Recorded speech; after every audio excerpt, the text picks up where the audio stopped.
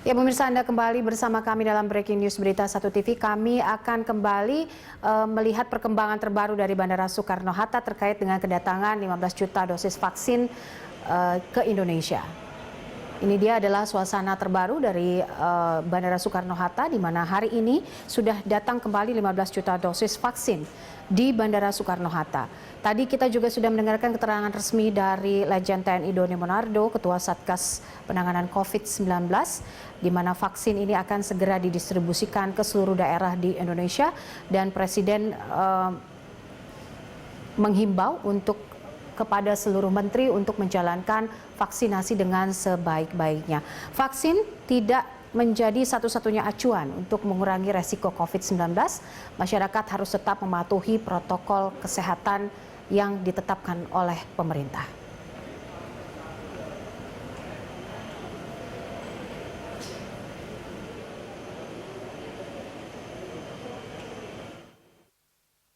Jakarta, Tangerang, Banten. Kami akan kembali terhubung bersama Profesor Dr. Ari Fahrikal Syam, pakar medis Satgas COVID-19. Prof, masih bersama saya, Prof Ari? Ya, masih, Mbak. Baik, kita tadi sudah sama-sama mendengarkan keterangan langsung dari Legend TNI Doni Monardo terkait kedatangan kembali 15 juta dosis vaksin di Indonesia. Pertanyaan selanjutnya adalah bagaimana saat ini infrastruktur yang sudah disiapkan terkait dari distribusi vaksin ini ke seluruh Indonesia?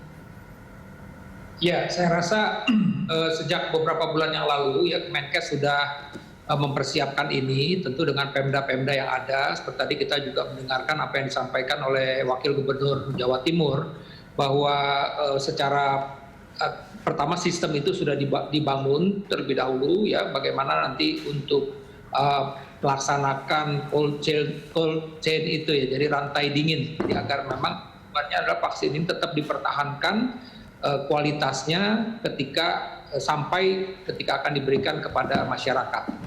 Dan ketika vaksin ini memang tiba beberapa waktu yang lalu dan segera juga didistribusikan. Jadi menurut saya sih saat ini semua vaksin ini memang sudah ada di pemerintah daerah, provinsi, dan juga di kabupaten-kabupaten. Ya, tentu juga dengan jumlah ketersediaannya, dan kita berharap besok ya dimulai dengan Pak Presiden, dan selanjutnya nanti kan seperti disampaikan tadi secara bertahap pada hari-hari berikutnya dilakukan di tingkat provinsi, kabupaten.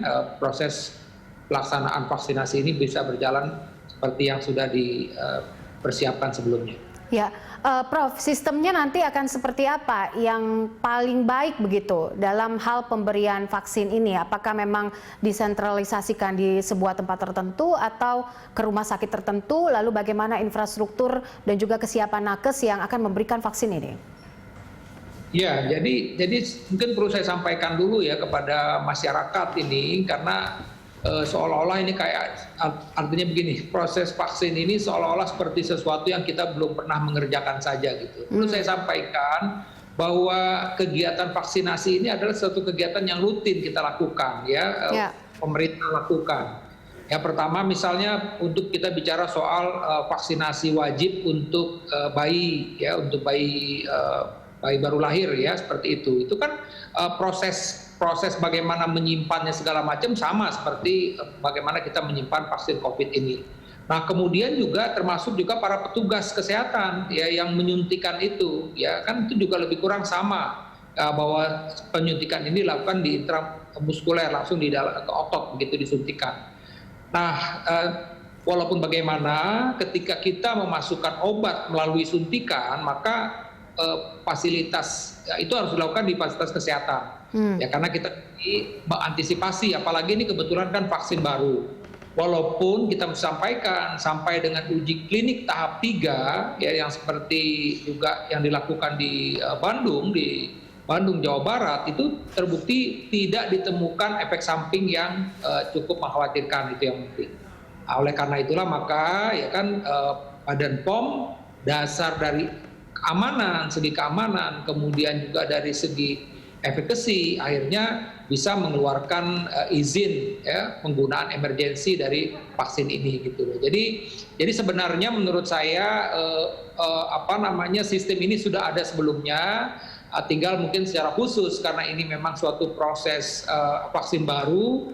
Nah, tinggal bagaimana tinggal dievaluasi apakah sistem-sistem yang ada ini termasuk juga orang-orangnya semua juga dalam kondisi siap ketika nanti pada waktunya memberikan vaksin. Jadi sama juga seperti misalnya kita tahu pada saat ada difteri waktu itu, ya kan ledakan difteri baru, kalbe akhirnya semua orang juga divaksin dan sama jalurnya seperti itu gitu loh. Jadi artinya buat petugas kesehatan ya, buat yang memang selama ini berada di garda terdepan di tingkat puskesmas, rumah sakit umum daerah, itu mereka sudah terbiasa gitu dengan proses vaksinasi, baik juga untuk klinik-klinik ya. Cuman kan memang untuk kesempatan ini kan vaksin ini kan secara bertahap ya kan, tadi 3 juta dulu, kemudian tadi alhamdulillah hari ini kita dapat kabar lagi bahwa 15 juta sudah turun. Nah, itu nanti akan apa namanya, semua itu akan dilakukan secara bertahap sesuai dengan kebutuhan tadi. Jadi kalau bicara sasaran pertama ini kan memang ditujukan kepada para petugas kesehatan, tenaga kesehatan, ya asisten tenaga kesehatan, termasuk juga tenaga penunjang yang ada, mungkin farmasis, laboratorium, ya, kemudian juga para mahasiswa, peserta didik, dokter yang mengambil dokter spesialis, itu yang mendapat kesempatan pertama. Yang berikutnya tentu para tentara nasional, polisi, ya, kemudian layanan publik. Jadi saya rasa dan juga di bandara, di pelabuhan, dan kita tahu bahwa sebenarnya kan di tempat-tempat tersebut juga mempunyai sarana prasarana untuk pelayanan kesehatan. Jadi saya rasa tentu itu semua nanti disesuaikan dengan situasi dan kondisi, tapi saya yakin bahwa mereka pun ya teman-teman siapapun nanti yang menjadi kesempatan berikutnya ini itu tentu sudah siap gitu ya untuk melaksanakan vaksinasi ini begitu. Tapi tentu nanti setelah semakin luas ya tentu nanti akan diumumkan secara bertahap. Dan untuk vaksin pertama ini yang kita bilang vaksin gratis ini memang semuanya dalam koordinasi pemerintah daerah, dari provinsi, kabupaten, tentu dengan dinas kesehatannya, dan dinas kesehatan tentu di puskesmas. Oke, baik. Ini terkait soal hasil uji efikasi ini. Kalau kita tahu kan bahwa menurut keterangan pers dari BPOM sendiri, efikasi untuk Indonesia sendiri ini di angka 62%. Sementara kalau kita lihat Turki ini angkanya di atas 90%-an, dan juga Brazil ini di atas 70%-an gitu. Nah, kalau dilihat dari ini, apa sebenarnya yang menyebabkan hasil uji dari efikasi ini bisa berbeda-beda di setiap negara, Prof? Ya, pertama saya rasa ini yang mesti juga diketahui oleh masyarakat bahwa memang bahwa kemarin disampaikan oleh Kepala Badan POM ya bahwa angka efikasi vaksin COVID-19 di Bandung ini 65,3%. Tapi ini mesti kita ketahui bahwa ini adalah hasil interim. Jadi artinya informasi awal dulu, karena kan sebenarnya di tempat lain itu proses itu dilakukan setelah 6 bulan. Nah, ini kita baru 3 bulan. Nah, kemudian ini kan hasil efikasi ini adalah suatu hasil uji klinik, ya, artinya pada suatu kelompok masyarakat yang memang mendapat vaksin, ya, ini dilihat angka yang positif berapa dibandingkan dengan masyarakat yang ternyata dapatnya placebo, karena ini kan membandingkan yang satu kelompok mendapat vaksin, yang satu mendapat placebo. Itu uji kliniknya memang demikian. Nah, ternyata ya pada saat yang 3 bulan ini ditemukan angka 65,3% tadi. Artinya apa? Bahwa ini kemampuan dari vaksin ini untuk mencegah penyakit gitu loh. Nah, tentu kita mesti lihat lagi. Artinya begini, kita mesti lihat lagi kan bahwa angka ini akan terus naik pada 3 bulan berikutnya, kita berharap. Nah, kok tadi dibandingkan dengan negara-negara lain kok bisa begitu? Nah, kita mesti lihat, ternyata misalnya di Brasil itu memang pada kelompok tenaga medis. Nah, tenaga medis ini kan ya kebetulan memang mereka bekerja di sarana pelayanan kesehatan. Saya rasa juga mereka juga pasti akan melaksanakan protokol kesehatan akan lebih baik begitu, ya kan? Nah, itu yang poinnya. Artinya kan ini kan bicara soal angka positivity, ya, angka positivity. Jadi ketika ini memang diujikan pada kelompok para tenaga kesehatan yang memang sehari-hari pasti bekerja dengan memperhatikan safety yang luar biasa, karena ini kan mereka langsung berhadapan dengan pasien, baik itu pasien yang memang sudah terkonfirmasi positif maupun yang tidak, maka paling tidak itu yang kita dapat angkanya seperti itu. Nah, kebetulan yang kita lakukan di Bandung ini adalah ke masyarakat umum. Masyarakat umum ini kan kita bicara soal apakah mereka konsisten tidak melaksanakan 3M tersebut, begitu loh. Jadi ini yang mesti dipahami oleh masyarakat. Seperti tadi Pak Doni juga sampaikan, tegaskan, vaksin ini, oke, ini adalah satu upaya bagaimana kita bisa mencegah terhadap penyakit ini. Tapi upaya lain juga tetap kita harus lakukan, yaitu 3M tersebut. Gitu. Saya ambil contoh begini deh, misalnya yang saya simpel aja, kita ini ada satu pasien misalnya, ini kita bicara soal, kebetulan mungkin analoginya saya ambil contoh orang berobat ke dokter. Dia pasien penderita hipertensi. Oke, dokter akan memberikan obat. Kemudian juga kalau bicara soal bagaimana ngobatin satu penyakit, itu kita bicara soal juga gaya hidup. Yaitu tadi nih, ngurangin makan asin-asin.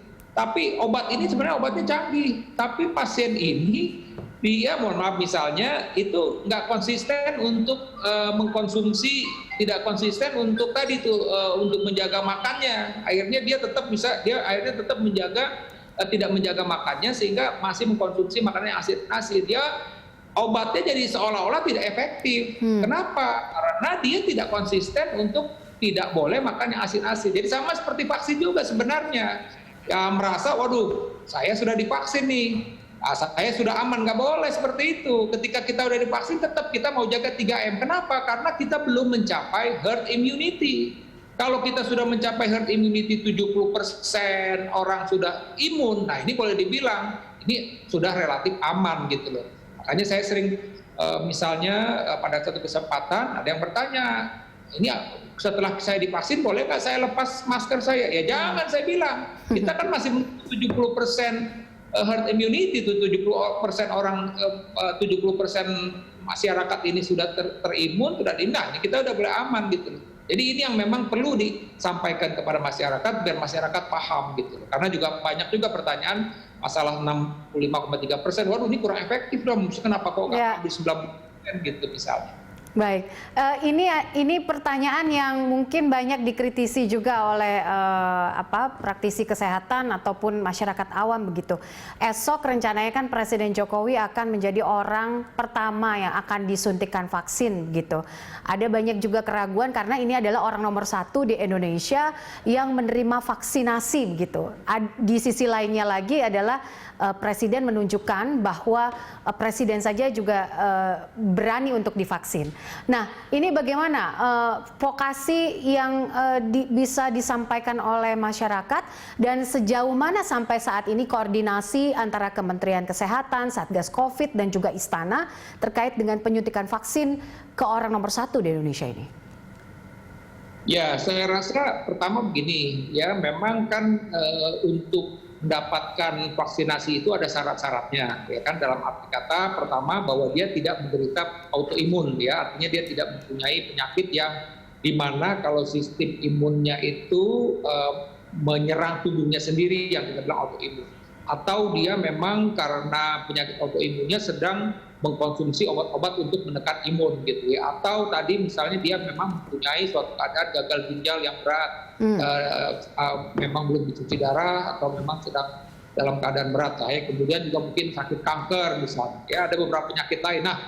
Nah kebetulan ya alhamdulillah kita punya presiden yang tadi saya rasa tidak mempunyai penyakit-penyakit tersebut begitu. Nah oleh karena itu ya wajar kalau seumpamanya pada kesempatan ini presiden yang disuntik terlebih dahulu. Kita mesti lihat deh, misalnya juga di beberapa negara pun melakukan hal yang sama. Artinya memang sudah presidennya memang secara kesehatan dalam tanda petik itu. Ya, artinya memang sudah dipastikan bahwa kita bilang ada yang layak dan belum layak untuk divaksinasi dan kebetulan misalnya kita punya. Baik, Prof. Ari, maaf saya potong sedikit. Artinya memang sudah dipastikan bahwa Presiden juga sudah menjalani serangkaian tes kesehatan terdahulu sebelum menerima vaksin ini dan dipastikan akan berjalan dengan baik esok begitu misalnya. Vaksinasi ini ya pertama tadi itu terus terang saja yang namanya berbagai macam isu itu beredar ya, makanya saya bilang pada satu kesempatan lucunya di Indonesia begini, vaksinnya belum ada, kelompok anti vaksinnya sudah tak ada gitu loh. Itu yang saya kadang-kadang kita sedih juga gitu loh ya. Nah, tadi itu. Jadi untuk menjawab seperti tadi bahwa ini memang benar-benar vaksin yang safety, aman ya, dan juga kebetulan untuk menangkal hoax-hoax yang beredar, maka tadi pas sekali kalau memang presiden pada kesempatan pertama mendapatkan vaksin. Jadi contoh, presiden saja mau mendapatkan vaksin. Ya kebetulan tadi saya bilang alhamdulillah misalnya kita saat ini mempunyai presiden yang kebetulan tidak termasuk orang-orang yang belum layak untuk divaksinasi, begitu Mbak. Baik. Terakhir mungkin apa yang ingin disampaikan selaku pakar medis dari Satgas COVID-19 terkait dengan vaksinasi di Indonesia ini untuk mencegah COVID-19. Prof. Ari, silakan. Oke, tampaknya kami mengalami gangguan audio dengan Prof. Ari. Halo Prof. Ari. Baik, terima kasih Prof. Ari Fahri Salsyam, ya, pakar medis Satgas COVID-19 untuk waktu dan juga bincang-bincangnya bersama kami dalam Breaking News dan juga tadi Lunch Talk di Berita 1 TV. Pemirsa, kami akan segera kembali dengan update informasi terbaru terkait dari vaksin COVID-19 di Indonesia. Tetaplah bersama kami.